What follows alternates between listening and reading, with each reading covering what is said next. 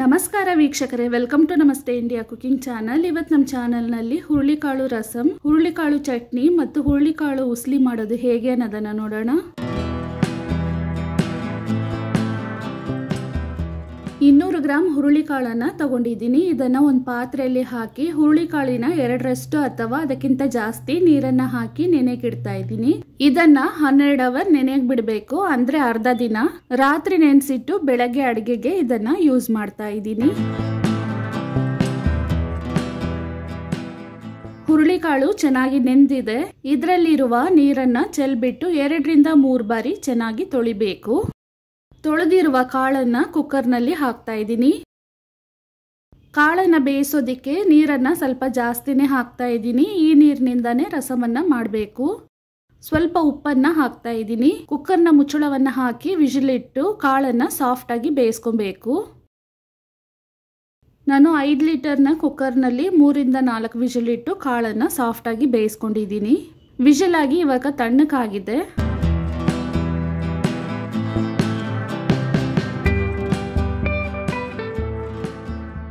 ನೋಡಿ, ಈ ರೀತಿ ಸಾಫ್ಟ್ ಆಗಿ ಬೇಯಿಸ್ಕೊಬೇಕು. ಕಾಳನ್ನ ಬೇಯಿಸಿರುವ ನೀರನ್ನ ಸಪರೇಟ್ ಆಗಿ ತಗೊಳ್ತಾ ಇದ್ದೀನಿ.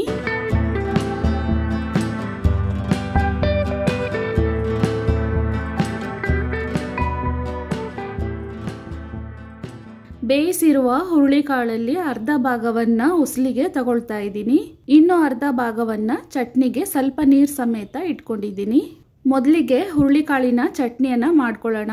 ಇದಕ್ಕೆ ಬೇಕಾಗಿರುವ ಸಾಮಗ್ರಿಗಳು: 2 ದೊಡ್ಡದಾದ ನಾಟಿ ಟೊಮೆಟೊ, 10 ಗುಂಟೂರು ಒಣಮೆಣಸಿನಕಾಯಿ, 1 ಬೆಳ್ಳುಳ್ಳಿ, 25 ಸಾಂಬಾರ್ ಈರುಳ್ಳಿ ಅಥವಾ 1 ದೊಡ್ಡ ಈರುಳ್ಳಿ, 3 ಕಡ್ಡಿ ಕರಿಬೇವಿನ ಸೊಪ್ಪು, 1 ಮುಷ್ಟಿ ಕೊತ್ತಂಬರಿ ಸೊಪ್ಪು, 1 ನಿಂಬೆ ಹಣ್ಣಿನ ಗಾತ್ರಕ್ಕೆ ಹುಣಸೆ ಹಣ್ಣು.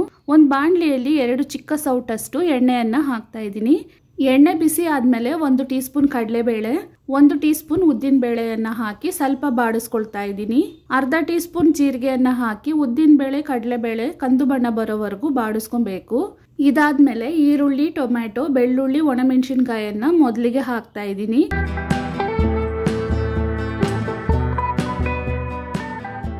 ಸ್ವಲ್ಪ ಬಾಡಿಸಾದ್ಮೇಲೆ ಕರಿಬೇವಿನ ಸೊಪ್ಪು, ಕೊತ್ತಂಬರಿ ಮತ್ತು ಹುಣಸೆ ಹಣ್ಣನ್ನ ಹಾಕ್ತಾ ಇದ್ದೀನಿ. ಟೊಮೆಟೊ ಚೆನ್ನಾಗಿ ಸಾಫ್ಟ್ ಆಗೋವರೆಗೂ ಇದನ್ನ ಬಾಡಿಸ್ಕೊಬೇಕು.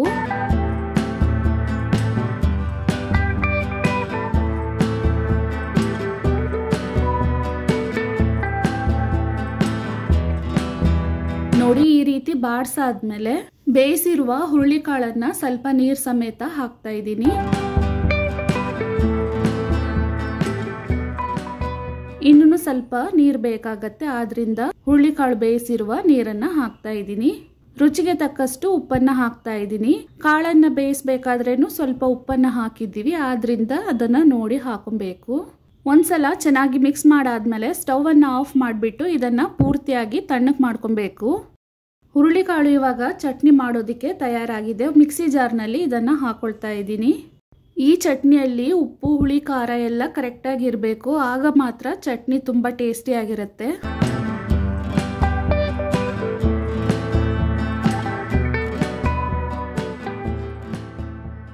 ಇದನ್ನ ಇವಾಗ ರುಬ್ಕೊಬೇಕು.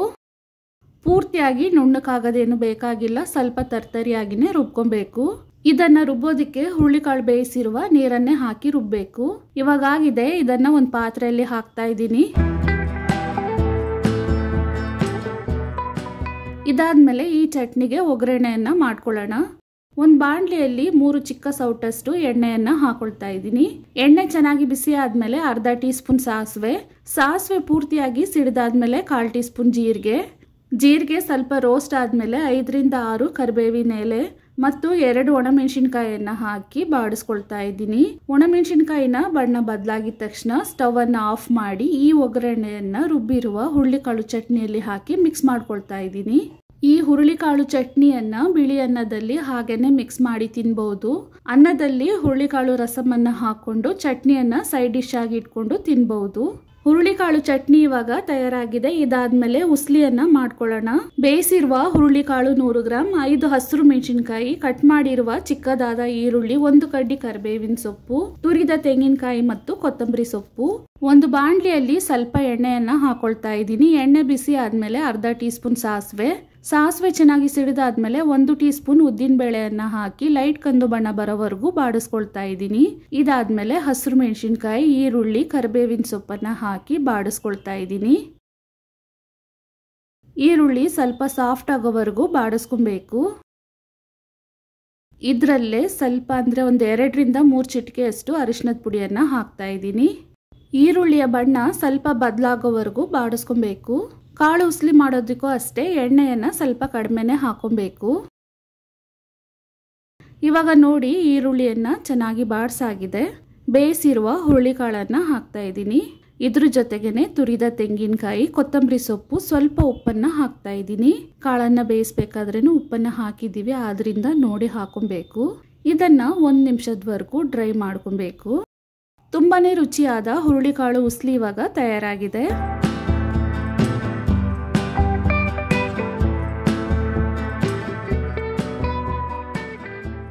ಇದಾದ್ಮೇಲೆ ಹುರುಳಿಕಾಳು ಬೇಯಿಸಿರುವ ನೀರಿನಿಂದ ರಸಮನ್ನ ಮಾಡ್ಕೊಳ್ಳೋಣ. ಒಂದು ಪಾತ್ರೆಯಲ್ಲಿ ಸ್ವಲ್ಪ ನೀರನ್ನ ಹಾಕ್ತಾ ಇದ್ದೀನಿ. ಅಂದಾಜಿಗೆ 300 ml ಅಷ್ಟಿದೆ. ಇದರಲ್ಲಿ 1 ನಿಂಬೆ ಹಣ್ಣಿನ ಗಾತ್ರಕ್ಕೆ ಹುಣಸೆ ಹಣ್ಣು, ರುಚಿಗೆ ತಕ್ಕಷ್ಟು ಕಲ್ಲುಪ್ಪು, 1/4 ಟೀ ಸ್ಪೂನ್ ಅರಿಶಿನದ ಪುಡಿ, 2 ದೊಡ್ಡದಾದ ನಾಟಿ ಟೊಮೆಟೊವನ್ನ ಕಟ್ ಮಾಡಿ ಹಾಕ್ತಾ ಇದ್ದೀನಿ.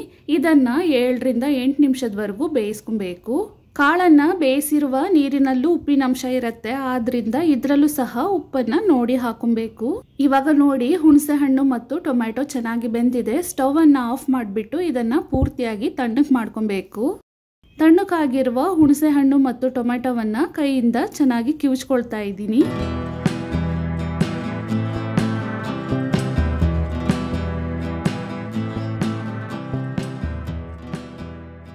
ಇದಾದ್ಮೇಲೆ ಕಾಳು ಬೇಯಿಸಿರುವ ನೀರನ್ನ ಇದರಲ್ಲೇ ಹಾಕೊಳ್ತಾ ಇದ್ದೀನಿ. ರಸಂ ಮಾಡೋದಿಕ್ಕೆ ಬೇಕಾಗಿರುವ ವಸ್ತುಗಳನ್ನ ನೋಡ್ಕೊಳ್ಳೋಣ. 5 ಹಸಿರು ಮೆಣಸಿನಕಾಯಿ, 2 ಕಡ್ಡಿ ಕರಿಬೇವಿನ ಸೊಪ್ಪು, ಸ್ವಲ್ಪ ಕೊತ್ತಂಬರಿ ಸೊಪ್ಪು, 10 ಎಸಳು ಬೆಳ್ಳುಳ್ಳಿ, 2 ಟೀ ಸ್ಪೂನ್ ಜೀರಿಗೆ, 2 ಟೀ ಸ್ಪೂನ್ ಕಾಳು ಮೆಣಸು, 2 ಒಣಮೆಣಸಿನಕಾಯಿ. ಒಂದು ಚಿಕ್ಕ ಮಿಕ್ಸಿ ಜಾರ್ನಲ್ಲಿ ಮೆಣಸು, ಜೀರಿಗೆ, ಒಣಮೆಣಸಿನಕಾಯಿಯನ್ನ ಮೊದಲಿಗೆ ಹಾಕಿ 1 ರೌಂಡ್ ಸುತ್ತಿಸ್ಕೊಳ್ತಾ ಇದ್ದೀನಿ. ಬೆಳ್ಳುಳ್ಳಿಯನ್ನ ಸಿಪ್ಪೆ ಸಮೇತ ಹಾಕಿ ತರಿತರಿಯಾಗಿ ಪುಡಿ ಮಾಡ್ಕೊಳ್ತಾ ಇದ್ದೀನಿ. ಬಾಣಲಿಯಲ್ಲಿ 2 ಚಿಕ್ಕ ಸೌಟಷ್ಟು ಎಣ್ಣೆಯನ್ನ ಹಾಕೊಳ್ತಾ ಇದ್ದೀನಿ. ಎಣ್ಣೆ ಬಿಸಿ ಆದ್ಮೇಲೆ 1/2 ಟೀ ಸ್ಪೂನ್ ಸಾಸಿವೆ ಸಿಡಿದಾದ್ಮೇಲೆ 1/4 ಟೀ ಸ್ಪೂನ್ ಜೀರಿಗೆ ಸ್ವಲ್ಪ ರೋಸ್ಟ್ ಆದ್ಮೇಲೆ ಹಸಿರು ಮೆಣಸಿನಕಾಯಿ, ಕರಿಬೇವಿನ ಸೊಪ್ಪು, ಕೊತ್ತಂಬರಿ ಸೊಪ್ಪನ್ನ ಹಾಕಿ 1 ನಿಮಿಷದವರೆಗೂ ಬಾಡಿಸ್ಕೊಳ್ತಾ ಇದ್ದೀನಿ. ಇದರಲ್ಲೇ 2 ರಿಂದ 3 ಚಿಟಿಕೆಯಷ್ಟು ಇಂಗನ್ನ ಹಾಕ್ತಾ ಇದ್ದೀನಿ. ಇದಾದ್ಮೇಲೆ ಮಿಕ್ಸಿನಲ್ಲಿ ಪುಡಿ ಮಾಡಿರುವ ಮೆಣಸು ಜೀರಿಗೆಯ ಮಿಶ್ರಣವನ್ನ ಹಾಕ್ತಾ ಇದ್ದೀನಿ. ಇದನ್ನು ಸಹ 1 ನಿಮಿಷದವರೆಗೂ ಬಾಡಿಸ್ಕೊಬೇಕು. ಹುಣಸೆ ಹಣ್ಣು, ಟೊಮ್ಯಾಟೊ, ಕಾಳು ಬೇಯಿಸಿದ ನೀರನ್ನ ಹಾಕ್ತಾ ಇದ್ದೀನಿ. ತಳದಲ್ಲಿ ಹಾಗೇನೆ ಸ್ವಲ್ಪ ಉಳಿಸ್ಕೊಬೇಕು, ಪೂರ್ತಿಯಾಗಿ ಹಾಕಬಾರ್ದು. ಹುಣಸೆ ಹಣ್ಣಿನಲ್ಲಿ ಮಣ್ಣು ಅಥವಾ ಸಿಪ್ಪೆ ಏನಾದರೂ ಇದ್ರೆ ತಳಭಾಗದಲ್ಲಿ ಹಾಗೇನೆ ಉಳ್ಕೊಳ್ಳುತ್ತೆ.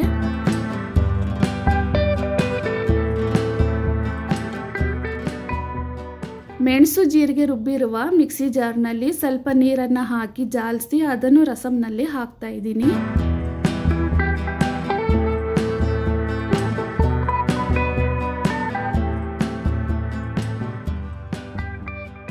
ರಸಂ ಇವಾಗ ಕುದಿಯಕ್ಕೆ ಸ್ಟಾರ್ಟ್ ಆಗ್ತಿದೆ. ಒಂದ್ಸಲ ಮಿಕ್ಸ್ ಮಾಡಿ ಬಿಡಬೇಕು.